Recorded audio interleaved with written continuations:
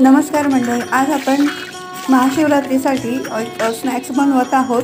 उपवासासाठी किंवा असंही आपल्याला भूक लागलेली आहे त्यावेळेला आपण हे शेंगदाणे असे तळून खाऊ शकतात. खूप टेस्टी लागतात आणि पोटभरीचे सुद्धा आहेत. तर इथे मी छोटीशी कढई गरम केली, त्यामध्ये आपण मूठभर शेंगदाणे घेतलेत आणि थोडे थोडे करून तळून घेतलेले आहेत.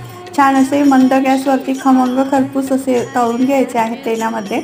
आणि वरून तुम्ही मीठ टाकायचं आहे. गरम असतानाच मीठ टाकायचं आहे डिशमध्ये काढल्यानंतर.